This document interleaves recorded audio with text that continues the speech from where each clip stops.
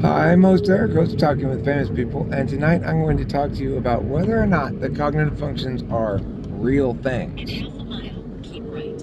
I will, thank you. So the answer to the question is yes. Are they physical structures? No, probably not. There may be regions associated with it in the brain, I suppose. But what do we mean when we ask the question, are they real things? Well, they're real things in the same way that right-handedness and left-handedness are real. And they're the same kind of thing as right-handedness and left-handedness, which is essentially the manifestation of one potentiality and the elimination of others. So to go sideways a bit for a second, the cognitive functions are perspectives. They are not functions per se. They are perspectives, which is they're an understanding of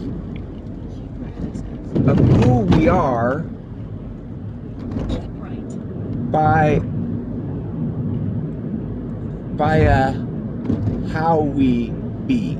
In 3/4 of a mile, turn right onto East Market Avenue. I shall. So if we think about it in that sense, it makes a little bit more sense because the perspective in that regard, it tells us from which direction we're going to be looking at the world. So for example, the first thing that happens when you're born is you establish a basic orientation to the world.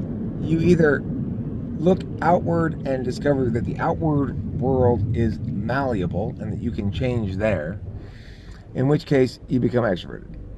Or you look at the inside world and discover the inside world is malleable, and that's where you can do your work, in which case you become introverted. And at that point, you don't have any perspective other than knowing where your work is, where your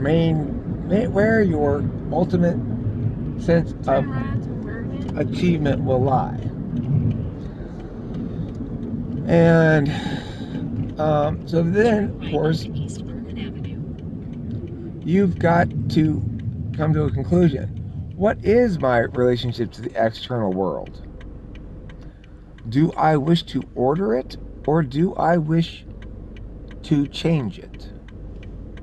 So the extroverted person says, I know where I do my work. It's in the outside world. And then they decide, or not decide, but either manifest or somehow become that which changes the external world, in which case they're going to be either in half a mile, turn left onto Compton Avenue. an intuitor or an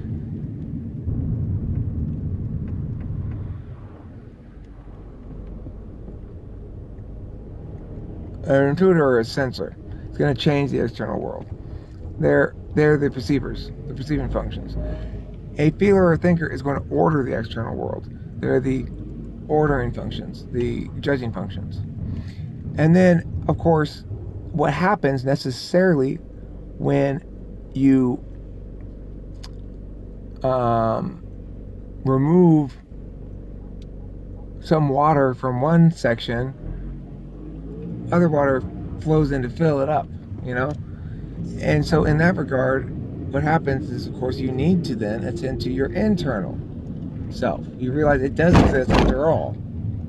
You didn't think it did, but it does. So where do we go now, D? Turn left onto Compton and 0.3 miles. Wood.